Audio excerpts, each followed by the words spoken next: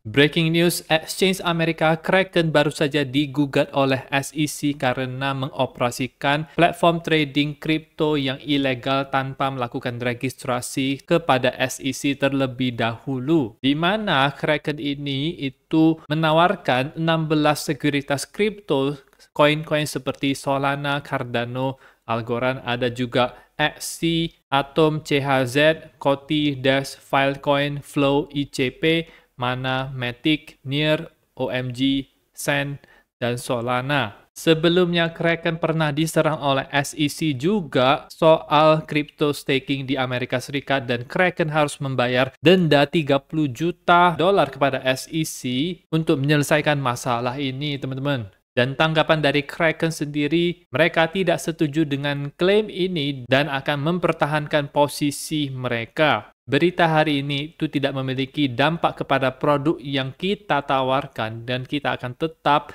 menyediakan jasa-jasa ini kepada klien-klien tanpa interupsi. Sejak awal perusahaan ini didirikan, kita selalu berusaha untuk menjamin semua individu itu bisa dengan aman mengakses teknologi yang baru ini. Dan SEC ini berulah lagi selalu mencoba untuk menyerang exchange kripto di Amerika tanpa ada satupun peraturan yang mensupport posisi mereka. Kita akan terus berjuang untuk peraturan-peraturan yang memberikan manfaat kepada seluruh individu soal aset digital. Dan sebelumnya SEC ini juga pernah menyerang Coinbase dengan alasan yang sama, dengan koin-koin yang serupa juga ada Solana, Cardano, Matic, Sand, dan lain-lain. Jadi cerita yang sama ini dibawakan lagi. Kondisi harga tidak terlalu banyak berubah, ada sedikit penurunan ketika berita ini itu muncul ya teman-teman. Tetapi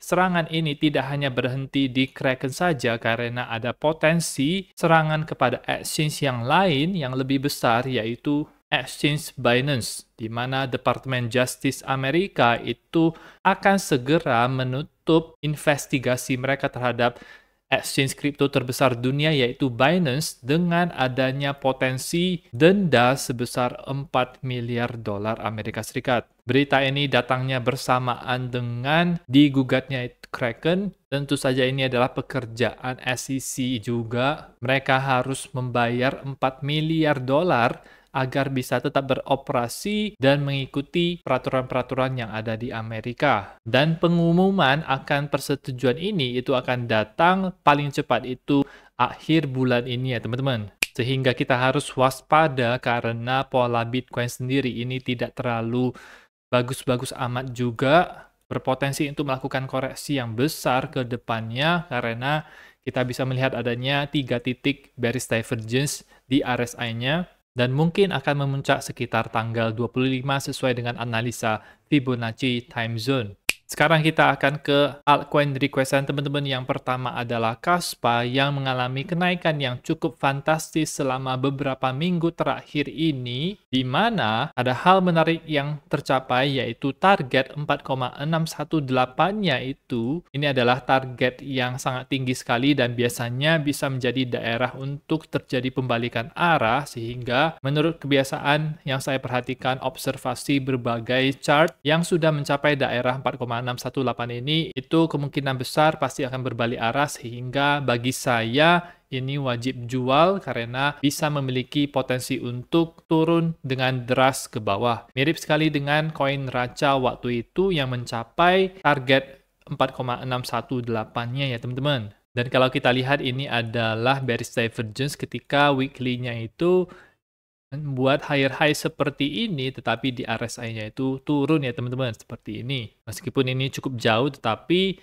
tetap kita lihat kalau kenaikan ke atas ini itu sudah parabolik, sehingga jelas-jelas tidak boleh beli di daerah ini. Bagi yang sudah hold sampai saat ini, menurut saya, pendapat saya pribadi, lebih baik jual semuanya. Koin selanjutnya requestan teman-teman adalah koin Yearn Finance YFI, di mana terjadi penurunan sebesar 45% yang diduga merupakan exit scam dari para insider, di di mana insider-insider ini itu memegang mayoritas supply daripada koin YFI ini di 10 wallet dan lebih dari 250 juta market value itu habis dalam hitungan menit. Menurut saya untuk masa-masa sekarang ini dia ada masalah di seberapa decentralized pemilik daripada token YFI ini tidak terlalu decentralized karena sebagian besar daripada token ini dimiliki oleh whale-whale saja sehingga mereka dengan mudah untuk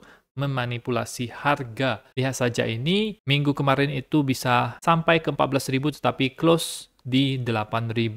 Penurunannya ini sangat signifikan sekali dan menurut saya masih bisa turun ya teman-teman. Tetapi kita bisa melihat adanya support itu di sekitar harga 5.000. Jadi 5.000 ini adalah support bagi yang teman-teman mau mencoba beli, boleh di situ adalah support, tetapi saya sendiri tidak akan membeli koin ini. Saya lebih condong fokus kepada koin-koin dengan narasi yang terbaru ya, seperti RWA, Layer 2, dan lain-lain. Selain itu, kita juga bisa menggunakan Fibonacci retracement untuk memprediksi kira-kira di area mana dia akan berbalik, di mana dia sekarang bertahan di Fibonacci 61,8 ya, di daerah 78,6 inilah itu akumulasi itu bisa dilakukan dan dia harus melewati untuk skenario bullishnya harus melewati 13.000 yaitu high sebelumnya atau garis resistance yang ada di sini sekitar 12 ribuan agar bisa mencoba untuk meretest daerah high sebelumnya di 18.000.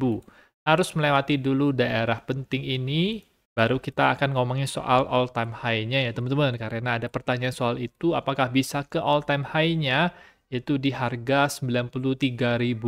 Menurut saya karena ini adalah koin lama, jadi akan susah bagi YFI ini untuk naik di siklus yang kali ini karena siklus sebelumnya adalah narasi DeFi, tetapi di sini narasinya itu sudah berubah. Tentu saja ada hal yang lebih baru dan lebih menarik dibandingkan dengan DeFi. Semua orang sudah tahu DeFi, sehingga saya lebih pesimis apakah dia bisa kembali lagi ke new all-time high-nya. Tapi untuk pergerakan sendiri menurut saya karena ini adalah koin yang aslinya di jaringan ETH, maka akan mengikuti ETH dan koin-koin DeFi lainnya seperti Aave, Maker, Compound, dan lain-lain. Tetapi untuk saran untuk membeli ini, saya tidak menyarankan untuk membelinya ya teman-teman. Koin selanjutnya adalah koin RWA yang memiliki potensi besar ke depannya, di mana targetnya itu hampir tercapai, yaitu di $0,6. Ini hampir mencapai 1,618 Fibonacci extension, dan tampaknya kita bisa melihat adanya wave 3 ini bukan pola yang korektif, tetapi ini adalah pola yang impulsif. Kita bisa lihat ada 5 minggu berturut-turut dia dalam posisi candle hijau. Kita akan lihat di akhir minggu ini dia bisa sampai ke level berapa dan tampaknya masa-masa take profit itu sudah dekat ya teman-teman. Next adalah koin Michin requestan teman-teman. Ini itu market cap-nya kecil-kecil banget, hanya $500.000, jadi sangat beresiko kalau mau masuk di sini dan saya juga tidak melihat adanya hal yang baik dari segi likuiditasnya. Volume tradingnya itu kecil, 24.000 tidak cukup ya teman-teman. Circulating supply 8% dari total supply-nya. Fully diluted valuation tidak ada masalah sebenarnya, tetapi yang bermasalah adalah market cap-nya yang terlalu kecil. Sebelumnya harganya itu sempat ke $0,5, kemudian sekarang sideways di $0,5. Dan yang buruk itu adalah hanya tersedia di Gate.io, dicek saja. Seharusnya koin-koin seperti ini itu tersedia di DEX ya teman-teman, tetapi ini tampaknya dari developer tidak ada modal untuk menyediakan likuiditas di DEX.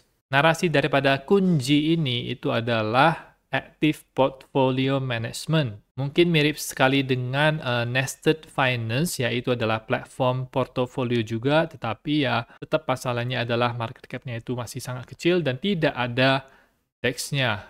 Katanya ini adalah koin native Arbitrum, tetapi di DEX-nya Arbitrum sendiri yaitu Camelot.exchange, saya tidak bisa memasukkan smart contract daripada kunci ini untuk bertransaksi di DEX. Jadi kita bisa ambil smart contract-nya di sini, klik to copy, kemudian misalnya kita memiliki ETH, kita mau beli kunci,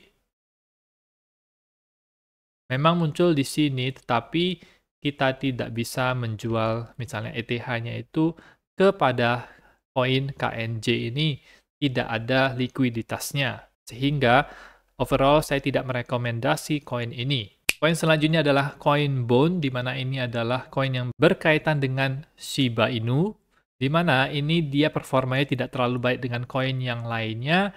Dia cukup lagging karena koin-koin lain itu sudah mulai naik di beberapa minggu terakhir, tetapi dia justru melakukan penurunan dan sekarang dekat sekali dengan support di 0,6. Breakdown daripada support 0,6 akan bisa membawa harga Bone ini ke 0,5 ke 0,4. Jadi 0,6 itu tidak boleh di break. Harus ada bounce buying pressure daripada daerah ini. Resistance selanjutnya itu ada di sekitar 1,5 dolar dan harus lakukan breakout ke atas karena ini sudah 3 kali, seharusnya yang keempat akan lebih mudah untuk melakukan breakout ke atas. Jadi kalau teman-teman mau akumulasi, di sinilah bisa lakukan akumulasi tetapi tetap waspada apakah 0,6 ini bisa dijebol ke bawah atau tidak. Kalau ada buying pressure, maka dari situ kita bisa tahu kalau support ini itu menahan harga Bone. Bone memiliki market cap 160 juta dengan volume trading yang cukup besar, 6 jutaan, tersedia di exchange HTX, yaitu Huobi, dulunya OKX, dan Maxi. Jadi likuiditasnya itu cukup besar, tidak ada masalah dengan itu. Tidak ada masalah juga dengan tokenomics-nya, di circulating supply-nya hampir 100%, hanya perlu kenaikan di Shiba Inu saja, kenaikan di koin-koin meme, agar koin Bone ini juga bisa ikut kena dampaknya untuk naik.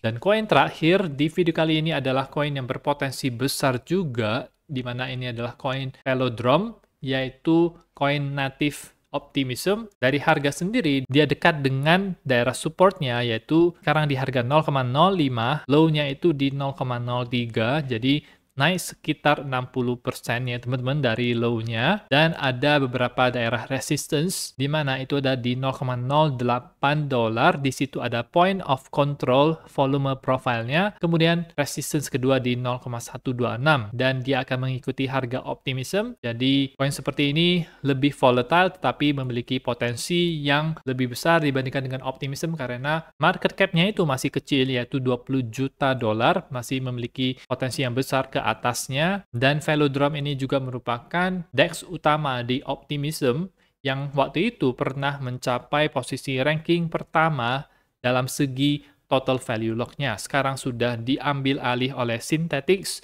koin DeFi yang lama, dan sekarang posisi Velodrome ada di posisi kedua dengan total value lock 139 juta, sekitar 7 kali lipat daripada market cap-nya. Nah, itu saja analisa altcoin requestan teman-teman. Teman-teman bisa request altcoin yang lain, saya akan coba lihat dan analisa dibawakan ke video-video selanjutnya. Jangan lupa take profit ketika koin-koin ini sudah mulai naik harganya. Kita juga sudah naik selama 5 minggu berturut-turut sehingga peluang untuk terjadinya penurunan di kemudian hari, apalagi ditambah dengan FUD yang muncul sekarang-sekarang ini, yaitu FUD, SEC, Kraken, dan Binance itu memperbesar peluang untuk terjadinya dump di kemudian hari. Jangan lupa klik like, subscribe, gunakan link-link yang ada di deskripsi, dan nantikan video saya selanjutnya.